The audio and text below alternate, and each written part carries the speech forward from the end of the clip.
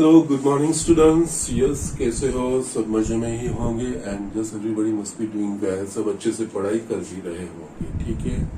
Now as you all are aware that हमने last lecture में chapter 9 finish किया था। Okay, yes it was a quite long chapter, लेकिन उसके जो कंसेप्ट्स थे वो कंसिडरेबली इम्पोर्टेंट थे उस पॉइंट ऑफ व्यू से। यस, मैंने miscellaneous थोड़ा एक्सटेंड किया था। Okay, I just explain each and every examples of that exercise actually. Okay, आपको वो सारी चीज अच्छे से समझनी है, प्रैक्टिस करनी है, ठीक है। इनका इस्तेमाल एग्जाम में कर सकते हो आप। ओके, नाउ आज नया चैप्टर है, फोर्थ चैप्टर के वो स्टार्ट कर रहे हैं। ये principle of mathematic induction. Okay, जिसको शॉर्ट में PMI कहते हैं। Okay, principle of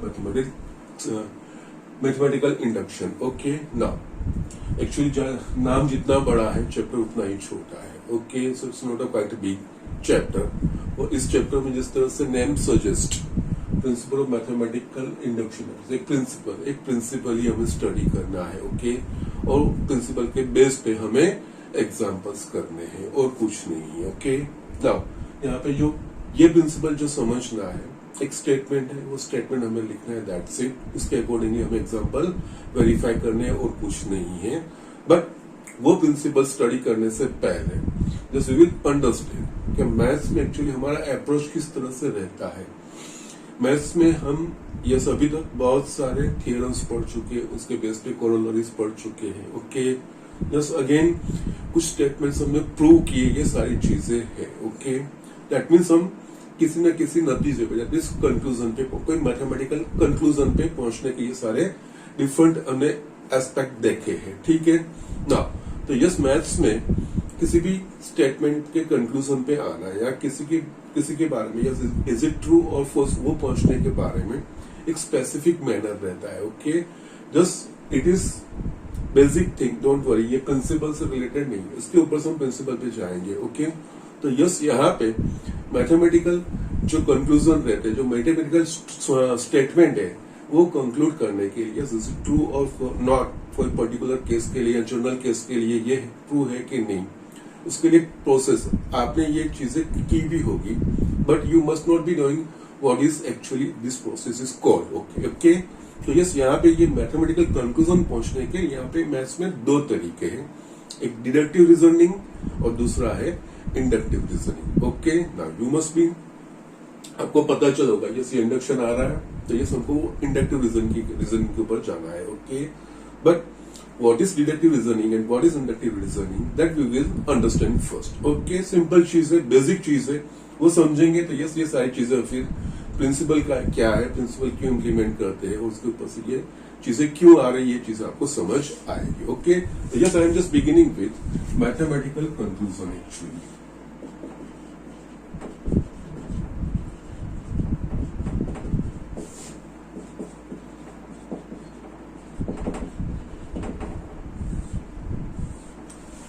Yes, I am just writing here in mathematics.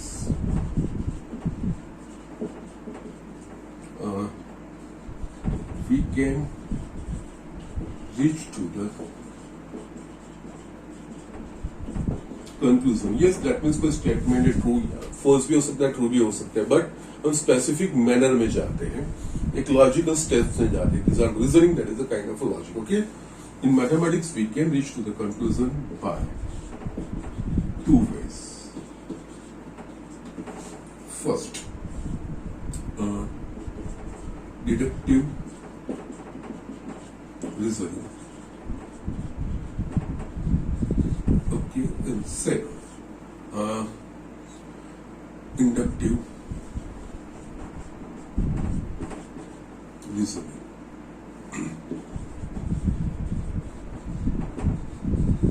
ना ये दो चीजें हम एग्जाम्पल से समझेंगे। Deductive reasoning what is it actually. Okay, so ये फर्स्ट यहाँ पे deductive reasoning.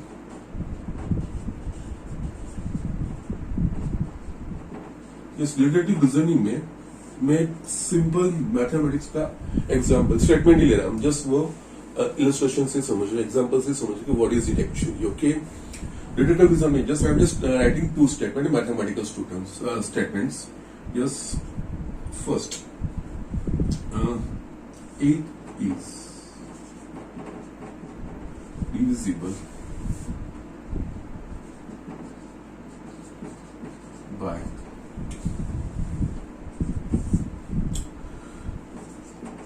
any number divisible by 2 is even. ये दो स्टेटमेंट मैंने लिखे. Yes, it's true. 8 is a fact. 8 is divisible by 2. और कोई भी नंबर 2 से डिविजिबल होगा तो वो इवन नंबर होगा. ठीक है. तो ये इन दो स्टेटमेंट के ऊपर से हम एक ये कंक्लूजन पे पहुंच सकते हैं. 8 is an even number. Yes, just understand. We are deducing. Yes, deducing that means logically जो स्टेटमेंट दिए है उसके ऊपर से कुछ कंक्लूजन पे आ रहा है. ओके. हमें यस यहाँ पे किस तरह से हम आए तो यस एक्चुअली एक हमारे पास एक जनरल रिजल्ट है. General result that means any number divisible by 2 is even number. ये चीज मेरे पास है. उसके ऊपर से मैं पर्टिकुलर केस दैट मींस 8 वो चीज पे आया. Okay. 8 is divisible by, therefore any number divisible by 2 is an even number and 8 is divisible by 2, that's 8 is even number. बहुत सिंपल चीज है, बेसिक चीज है. या all you are aware of these things, but ये logically हम किस तरह से ये स्टेप्स हमने किस तरह से दैट इज डिड्यूसिंग एक जनरलाइज रिजल्ट से. ये जनरलाइज रिजल्ट हमारे पास है उसका इस्तेमाल करके हम पर्टिकुलर रिजल्ट की ओर जा रहे हैं. Okay. So these are the things. Actually ये दोनों रीजनिंग है कॉन्ट्रास्ट है, एक दूसरे के अपोजिट है. इसमें डिडक्टिव रीजनिंग में हम कुछ जनरलाइज रिजल्ट एस्टैब्लिश किए होते हैं, वो एक्सेप्ट किए होते हैं, वो ट्रू होते ही है. उसका इस्तेमाल करके हम कोई पर्टिकुलर केसेस में पर्टिकुलर नंबर्स के लिए कंक्लूजन पे आते हैं. सो दिस कॉल्ड डिड्यूसिव रीजनिंग. ओके. सो यस यहाँ पे मैं आगे लिखूंगा. यस आई बिलीव के थोड़ा बेसिक आपको अच्छे से पता चलना चाहिए. तो यस आगे जो हम कर रहे हैं या प्रिंसिपल लिख रहे हैं वो आपको समझ आए. ठीक है. Now yes here yes from statement 1 and 2 we can deduce that 8 is an even number. Okay. In deductive reasoning we just go from a generalized result to the particular case. Yes. In deductive reasoning,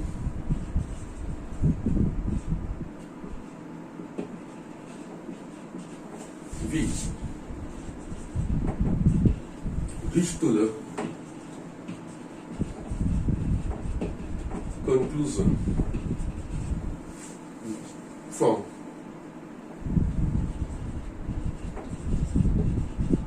generalized result to the particular result या particular case. generalized case से particular case के हम जाते हैं. So it's a deducing. Okay. और yes, it does not mean that कि always true होगा, false भी होगा. यस ये चीज है तो यस ये चीज गलत है, वो चीज भी हम लिख सकते हैं. It's not like that. Okay. So yes ये चीजें है. Yes it's called deductive reasoning. Okay. Just मुझे समझाना था एक्चुअली क्योंकि मुझे इंडक्टिव रीजनिंग पे जाना है. ओके. नाउ या सेकंड जो केस है इंडक्टिव रीजनिंग.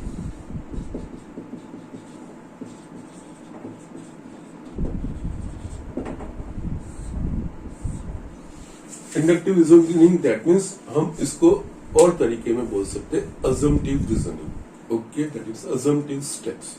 यस ये इंडक्टिव रीजनिंग डिडक्टिव रीजनिंग का कॉन्ट्रास्ट अपोजिट है. दैट मीन्स यहाँ पे क्या है, हम एक जनरलाइज रिजल्ट से हम पर्टिकुलर रिजल्ट की ओर जा रहे हैं. Whereas in inductive reasoning हम किसी स्टेटमेंट के रिलेटेड ऑल पॉसिबिलिटीज वेरीफाई करते हैं. ओके.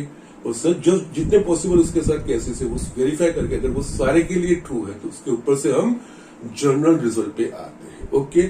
सो यस यहाँ पे कॉन्ट्रास्ट किस तरह से, यहाँ पे जनरल रिजल्ट के ऊपर से डिडक्टिव रीजनिंग में हम जनरल रिजल्ट से हम पर्टिकुलर रिजल्ट की ओर जा रहे हैं, या जनरल केस के ऊपर से पर्टिकुलर केस की ओर जा रहे हैं। एज इन इंडक्टिव रीजनिंग हम अजम्पशन करते हैं, जो स्टेटमेंट है उसके रिलेटेड ऑल सारे पॉसिबिलिटीज वी चेक। ओके, वो सारे जस्ट पॉसिबिलिटीज में if it is true then just we come to the general statement. इस टाइप का इस तरह से कर सकते हो। ओके, यस, इसमें यस इंडक्टिव रीजनिंग करना है तो yes you take some even numbers, yes 2, 4, 6, 8, yes then we check कि कोई भी इवन नंबर ले रहे हो तो वो 2 से डिविजिबल है। ओके, इससे कॉन्ट्रास्ट लेट हम देखते हैं कोई ऑड नंबर, तो यस वो चेक करते हो वो 2 से डिविजिबल नहीं है।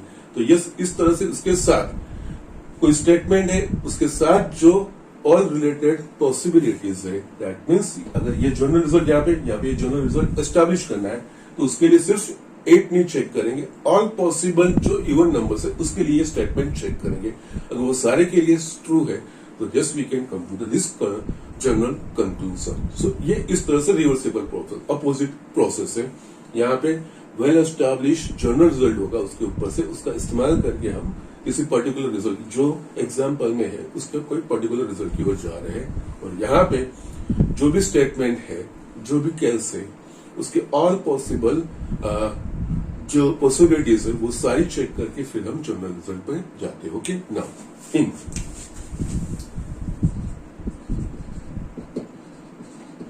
Inductive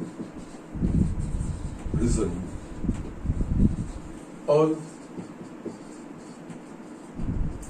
possible cases related to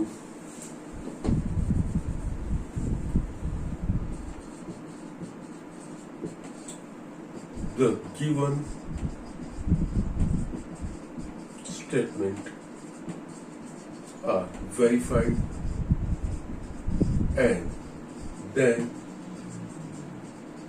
we reach to the generalized conclusion. That means in this all possible particular cases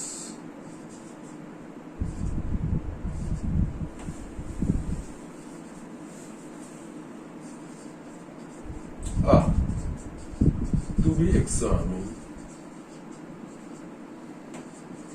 and then reach to general case.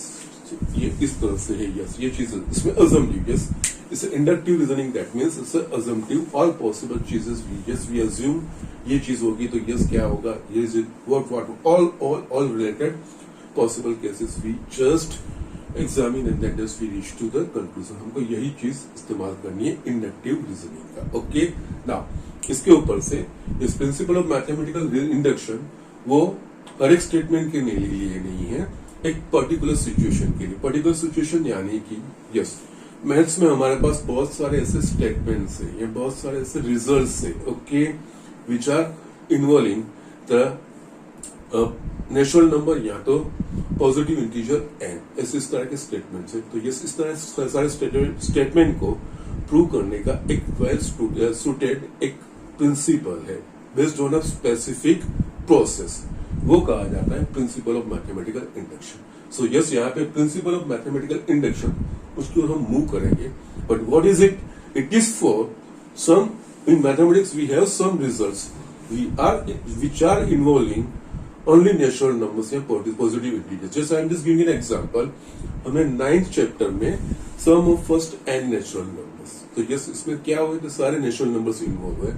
Some of first n natural numbers, yes उसका answer क्या है तो n+1/2। Yes ये चीजें now यहाँ पे हम क्या करेंगे, ये रिजल्ट मेरे पास है, यहाँ पे हम ये रिजल्ट वेरीफाई करेंगे ये किसी भी नेचुरल नंबर के लिए ट्रू है कि नहीं, वो चीजें हमें एस्टैब्लिश करनी है। ओके, तो यस वो चीज किस तरह से प्रूव किया जाता है, या कोई भी नेचुरल नंबर के लिए वो सही है कि नहीं, क्योंकि फर्स्ट एन नेचुरल नंबर का कुछ इनिशियली 3-4 नंबर्स होंगे तो हम वो वेरीफाई कर पाएंगे, बट फर्स्ट 1000 नेचुरल नंबर का सम n+1/2 के हिसाब से आ रहा है, वो हमें जस्ट चेक करना रहेगा, वेरीफाई करना रहेगा। तो यस, फिजिकली करने चाहेंगे एक के बाद एक 1 to 1000 एंड करके, दोस्तों it will be laborious and erroneous, okay, हम वो कंक्लूजन पे नहीं पहुंच पाएंगे। तो यस, उसको वेरीफाई करने के लिए ये प्रिंसिपल इस्तेमाल किया जाता है, okay. So it is related with the results of formula which are involving the natural numbers या द पॉजिटिव इंटीजर्स, उसके लिए ही ये प्रिंसिपल ऑफ मैथमेटिकल इंडक्शन है, ओके। तो यस, उसका एक बेसिक स्टेटमेंट में लिखता हूं, फिर नेक्स्ट पेज में we will understand what is the principle of mathematical induction, okay. In mathematics there are many results or statements which are based on positive integer or natural numbers. To prove such statements or results, there is a very well suited principle based on specific process is called principle of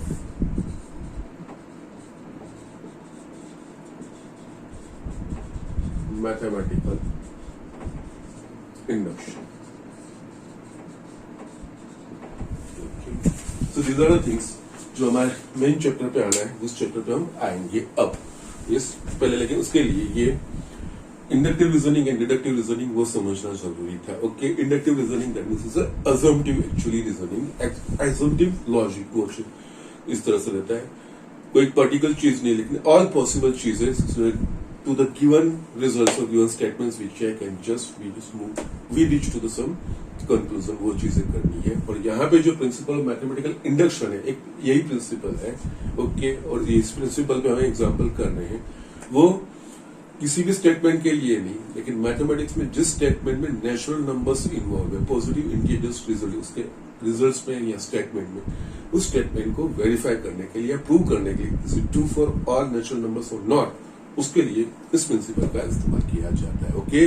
so just write down, next board में मैं एक example लेके real life का हमारा example मैं लूंगा, उसके ऊपर से मैं उसको प्रिंसिपल में कन्वर्ट करूंगा, एंड जस्ट प्रिंसिपल में जब मैं एक्सप्लेनेशन दूंगा तब वो रियल लाइफ के एग्जाम्पल को उसके साथ कोरिलेट करूंगा। तो yes, you will understand it better, और क्यों ऐसा हो रहा है वो चीज आप समझ पाओगे, ओके।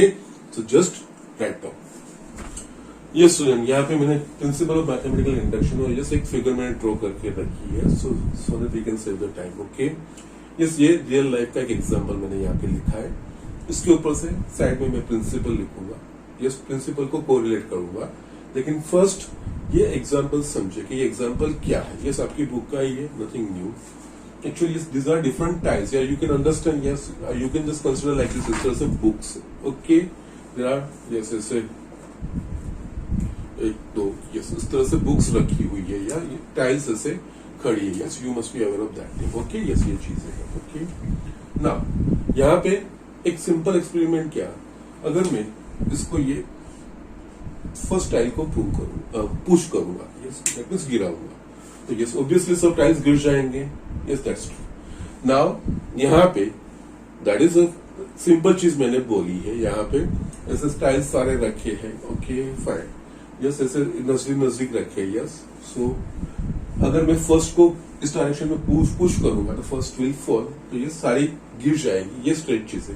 बट यहाँ पे अगर मेरे को 100% श्योर होना है कि सब टाइल्स गिर गई है, तो यस वो हमें किस तरह से प्रूव करूंगा।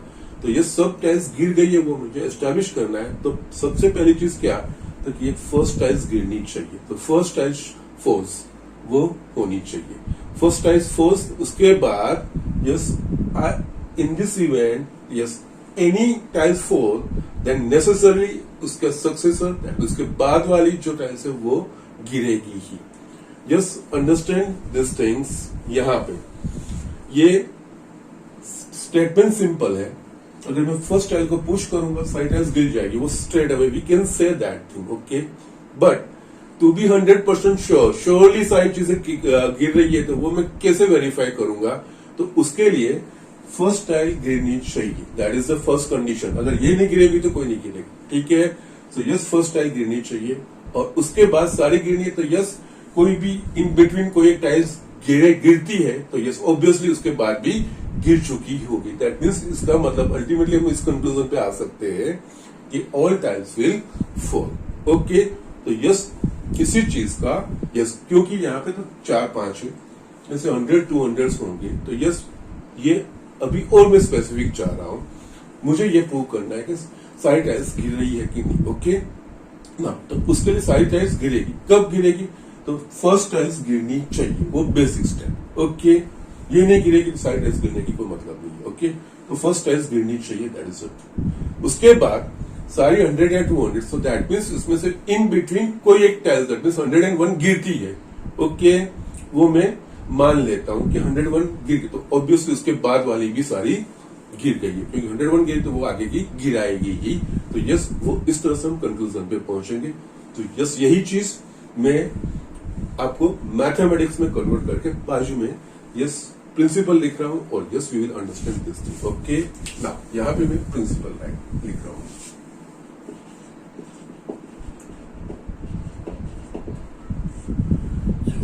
Let there is a statement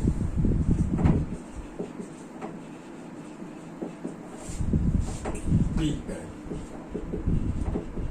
involving positive integer n. Okay, yes, first statement is true for n is equals to 1, that is p of 1 is true. इसमें पहले लिखता हूं, फिर आई am just explaining. Second, if statement is true for n is equals to k, where k is some positive integer. If statement is true for n, then it is true for n is equals to k plus 1. That means truth of pk implies, मैं पूरा आपको explanation दे रहा हूं, truth of pk plus 1, then ये conclusion है, then statement p of n is true for all positive integers. Yes यहाँ पे ये चीज है, सारी चीज से गिर के तो फर्स्ट टाइल्स गिरनी चाहिए। तो यस यहाँ पे कोई नेचुरल नंबर के इन्वॉल्व करता हुआ स्टेटमेंट होगा। नेचुरल नंबर का यस स्मॉलेस्ट नंबर कौन सा, तो 1। तो यस यहाँ पे सारी टाइल्स से गिरनी चाहिए। तो यस मेरे को इंडिकेटेड डायरेक्शन में फर्स्ट पुश करके फर्स्ट टाइल्स गिरनी चाहिए, वो इट फोर्स ये होनी चाहिए। ओके, तो यस यहाँ पे नेचुरल नंबर का मिनिमम नंबर 1, तो कोई स्टेटमेंट है नेचुरल नंबर को इन्वॉल्व करता हुआ, तो yes statement is true for n is equal to 1। That means जो स्मॉलेस्ट नंबर है, जो फर्स्ट नंबर है नेचुरल, उसके लिए स्टेटमेंट ट्रू, वो हमको वेरीफाई करना है। ये स्टेटमेंट फर्स्ट नेचुरल नंबर के लिए ट्रू है, ये चीज है। ओके, ये चीज वेरीफाई होगी, उसके बाद ये स्टेटमेंट, ये मैं पहले पढ़ता हूं। If statement is true for n is equals to k, then it is true for n is equals to k plus 1. That means truth of pk implies truth of pk plus 1. इसका मतलब ये जो statement है, first ये basic step है, ये करना जरूरी है।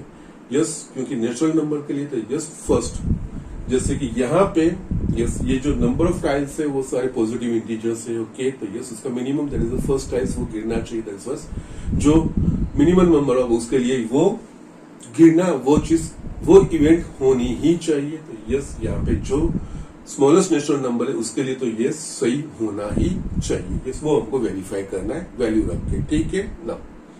उसके बाद हम यहाँ पे क्या करते हैं कि यस बीच की कोई टाइल्स गिरती है, वो ऐसा मैं एज्यूम करता हूं, तो ऑब्वियसली उसके बाद की टाइल्स भी गिरेगी। तो यहाँ पे मैं क्या, दैट मीन्स उसकी सक्सेसिव टाइल्स फॉल्स होती है कि नहीं, वो चीज हमें देखना है। तो यहाँ पे हम क्या करेंगे, इस स्टेटमेंट में, ये स्टेटमेंट किसी पॉजिटिव वैल्यू के लिए ट्रू है ऐसा हम मान लेते हैं, एज्यूम कर लेते हैं। That means it is not verified कि वो के लिए ट्रू है, but we are assuming that some n is equal to k value के लिए ये ट्रू है ऐसा हम एक्सेप्ट करते हैं, मान लेते हैं। उसके ऊपर से हम एस्टैब्लिश करते हैं कि वो k प्लस 1 के लिए ट्रू है।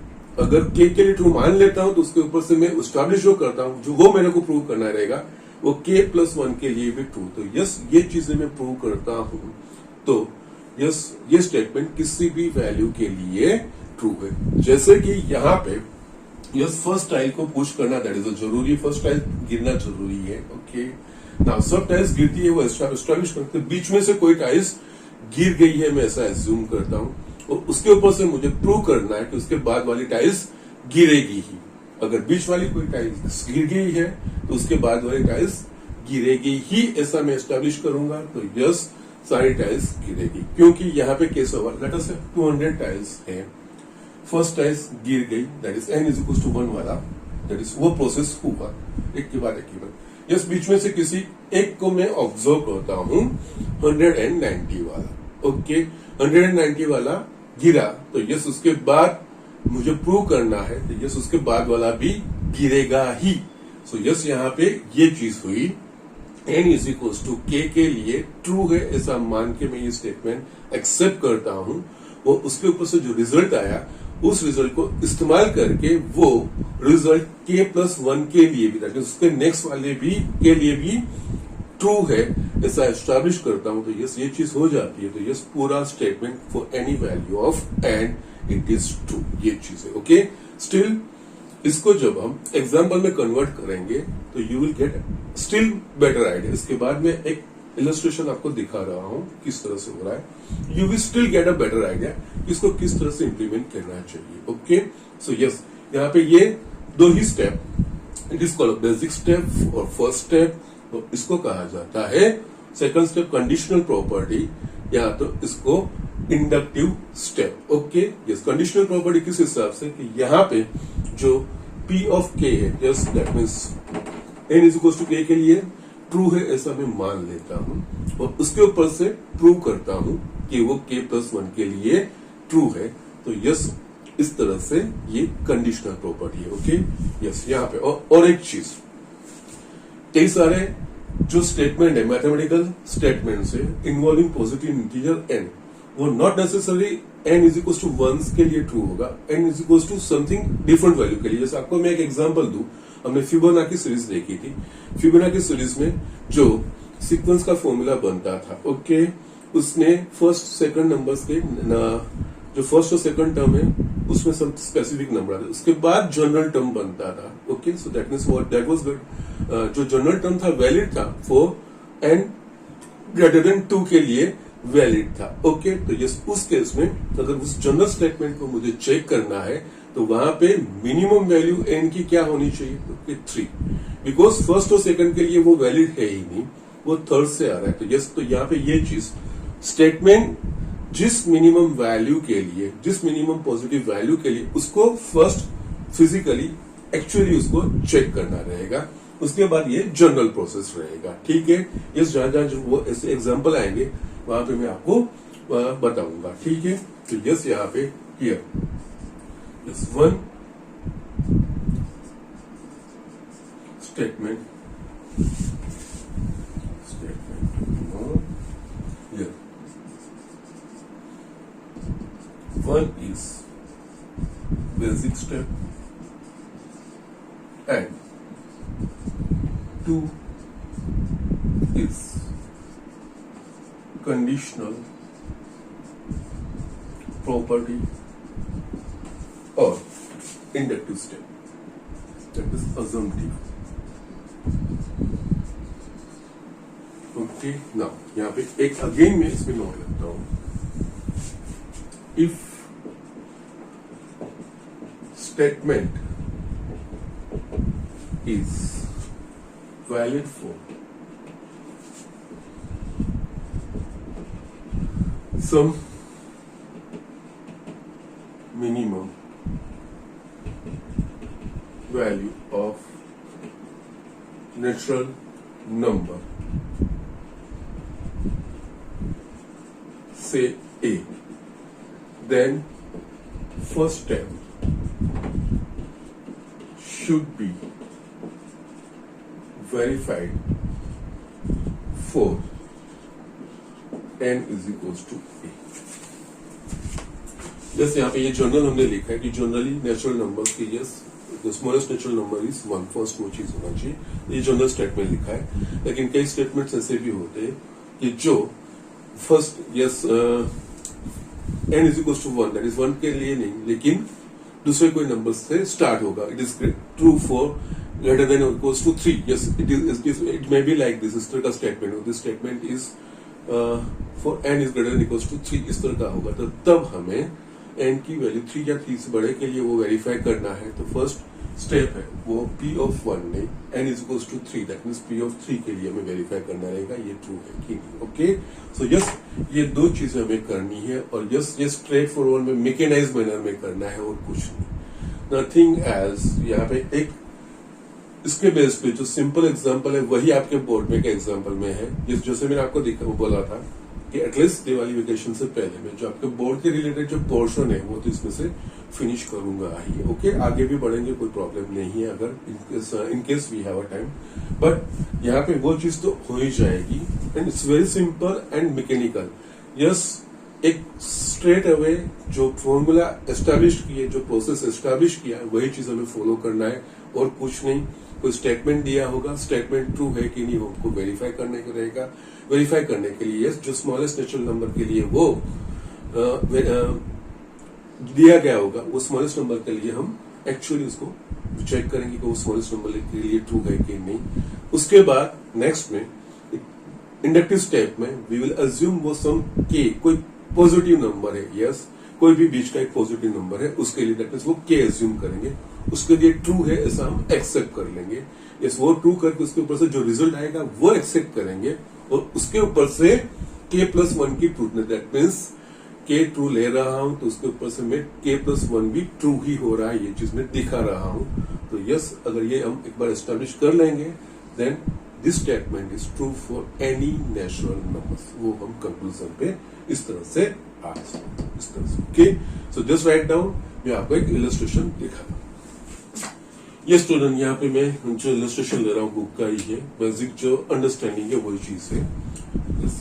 फॉर एग्जाम्पल हम कुछ नंबर्स ऑब्जर्व करते हैं, लाइक यहाँ पे 1 is equal to 1 square is equal to 1, 4 is equal to 2 square is equal to 1 plus 3, 9 is equal to 3 square is equals to 1 plus 3 plus 5, 16 that is nothing but 4 square, 1 plus 3 plus 5 plus 7, yes now अब आपको अंदाजा आ गया होगा। यहाँ पे देखेंगे yes 1 first natural number का स्क्वायर तो yes 1, second number natural number का square that is 1 plus 3, third natural number का square that is 1 plus 3 plus 5, fourth natural number का square that is 16 that is 1 plus 3 plus 5 plus 7। That means यहाँ पे ये चीज क्या आ रही है, all these are odd natural numbers. Okay, here sum of first natural number is the square of first natural number. Sum of first two odd natural numbers. Sum of first two odd natural number is a square of second square natural number. Sum of first three odd natural numbers is the square of third natural number. उसी तरह से sum of first 4 odd natural number is a square of a fourth natural number. So yes, इसके ऊपर से yes we can write generally, we can write yes ये observation के ऊपर से 1 plus 3 plus 5 dash dash dash plus 2n minus 1. Okay, 2n minus 1 is indicating a odd number. Okay, is equals to n square. n belongs to n. Yes, you can verify it. n is equals to 1 लोगे तो yes यहाँ पे first का sum 1 और यहाँ पे 1 square that is 1. n is equals to 2 लोगे तो yes ये 2 का square 4, first 2 term का sum 1 plus 3. n is equals to 3 लोगे तो 3 का स्क्वायर फर्स्ट 9, यस यहाँ पे 9 ओके। सो यस ये बट ये स्टेटमेंट है, यस ये it's a kind of a statement involving a positive integer n, इस तरह का है। ओके, नाउ हमको ये वेरीफाई कर, क्योंकि यहाँ पे हमने 3-4 नंबर्स लिए हैं उसके लिए ये ट्रू आ रहा है, but is it true for all natural numbers? That means यहाँ पे अगर 50 को लिए check the sum of first 50 odd natural numbers, तो यस हम इसके हिसाब से करते हुए जाएंगे तो वो पॉसिबल नहीं होगा, एररनेस हो जाएगा, बहुत लंबा चीज भी हो जाएगा। और उसके बाद भी 50 वाला करते हैं 500 first sum of first 500 odd natural numbers, वो चीज मुझे करना होगा, इन जनरल मुझे एस्टैब्लिश करना होगा।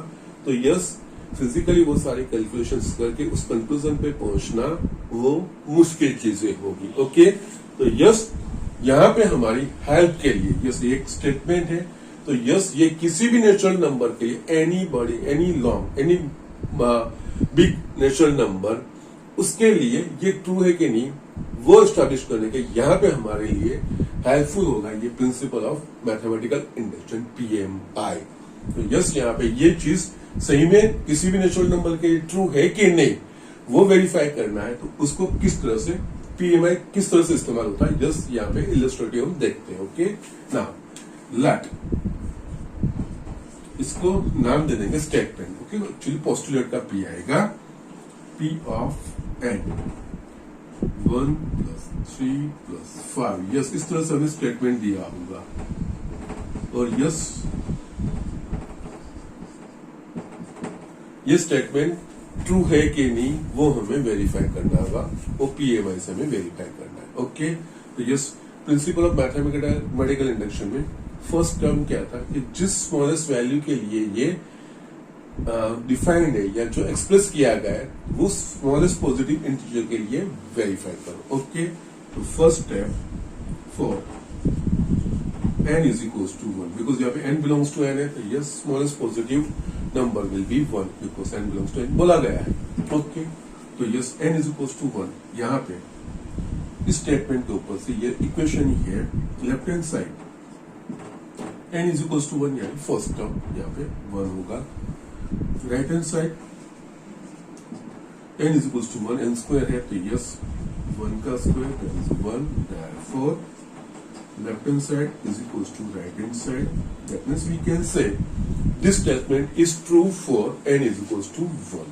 Okay, therefore yes P of n is true for n is equals to 1 और इसको दूसरी तरीके से भी लिखते हैं P of n is true for n is equals to 1 और yes directly you can write P of 1 is true, no problem. दोनों में से कोई एक चीज आप देख सकते हो, it is true for yes. जो मिनिमम वैल्यू के लिए, जो मिनिमम बेसिक पॉजिटिव इंटीजर के लिए डिफाइन होगा, उसके लिए हमें इस तरह से लेफ्ट हैंड साइड और राइट हैंड साइड वेरीफाई करनी। Okay, now next inductive step किस तरह से, यस लेट, ये हमें एज्यूम करना है first, let P of n is true for some positive integer k. Okay, now that means इसका मतलब क्या हुआ, p of k, yes, n is equals to k, it is true for some positive integer k, that means n is equals to k। यहाँ पे जहां पे n दिख रहा है वहां पे k लेंगे, p of k स्टेटमेंट लिखेंगे 1 plus 3 plus 5 dash dash dash k, sorry 2k minus 1 आएगा, 2n minus 1 है, sorry 2k minus 1 is equals to k square, k belongs to n is true, so sum n is equals to k के लिए true है ऐसा हम मान लेते हैं, एज्यूम करते हैं, ये एक्सेप्ट कर, ये एक्सेप्ट कर लेते हैं। अब इसका ये मैंने एक्सेप्ट कर लिया कि ये ट्रू है, तो इसके ऊपर से मुझे p of k plus 1 true है कि नहीं, yes p of k plus 1 के लिए, यानी कि यहाँ पे फर्स्ट k टर्म्स है, तो यस यहाँ पे k प्लस 1 टर्म मुझे ऐड करना पड़ेगा लेफ्ट हैंड साइड पे। ओके, और लेफ्ट हैंड साइड पे k प्लस 1 टर्म, यहाँ पे फर्स्ट k टर्म के लिए answer right hand side k square आ रहा है, तो यस k प्लस 1 के लिए answer right hand side k plus 1 whole square होना चाहिए। तो यस यहाँ पे मैं क्या करूंगा, लेफ्ट हैंड साइड पे मैं k प्लस 1 टर्म ऐड करूंगा, उसमें सिंप्लीफाई करने में ये जो रिजल्ट मैंने एक्सेप्ट किया है कि ये ट्रू है, उसका यूज करके एस्टैब्लिश करूंगा कि ये उसका right hand side means k plus 1 whole square आना चाहिए, वो एस्टैब्लिश करूंगा। अगर मैं कर पाऊंगा तो ये true for all n belongs to n। Okay, now किस तरह से, I just show you now, for n is equals to k plus 1, yes k plus 1 यानी कि लेफ्ट हैंड साइड से हमको राइट हैंड साइड प्रूव करना है, k plus 1 यानी कि अब k टर्म्स के बाद का वाला टर्म फर्स्ट टर्म में ऐड, तो यस यहाँ पे फर्स्ट k टर्म्स तो यही होंगे, सम 1 plus 3 plus 5 dash dash dash, ये होगा 2k minus 1, yes k plus 1 term यानी कि k की जगह पे k प्लस 1, नेक्स्ट जो स्टेप होगा वो 2 k प्लस 1 माइनस 1, इस लेफ्ट हैंड साइड में इसमें k प्लस 1 टर्म ऐड किया, राइट हैंड साइड में नहीं ले रहा हूं, मेरे को वो प्रूव करना है। अगर यहाँ पे k plus just first k के लिए right hand side k square आ रहा है, तो इस लेफ्ट हैंड साइड पे k प्लस 1 टर्म होगा, तो right hand side k plus 1 whole square होना चाहिए, आना चाहिए। अगर ये प्रूव होगा तो ये ट्रू होगा। तो यस, ये चीज का इस्तेमाल करके मुझे यस k प्लस 1 स्क्वायर ये आंसर आ रहा है, वो मुझे प्रूव करना है। तो उसके लिए ये फैक्ट का हम इस्तेमाल करेंगे, क्योंकि ये चीज तो मेरे पास है 1 plus 3 plus 5 up to 2k minus 1, उसका आंसर क्या है k स्क्वायर, तो यस इसकी जगह पे मैं k स्क्वायर इस्तेमाल कर सकता हूँ।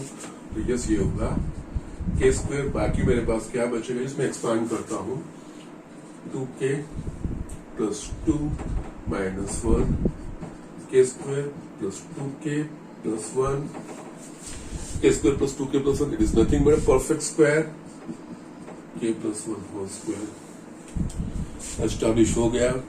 लेफ्ट हैंड साइड में यस k प्लस 1 टर्म लेता हूं, तो यस k प्लस 1 में यहाँ पे लेफ्ट हैंड साइड ले रहा हूं, तो yes right hand side k plus 1 का स्क्वायर होना चाहिए, क्योंकि k टर्म के लिए आंसर k स्क्वायर आ रहा है, तो यस k प्लस 1 टर्म के answer k plus 1 whole square आना चाहिए। तो यस ये चीज आ गया।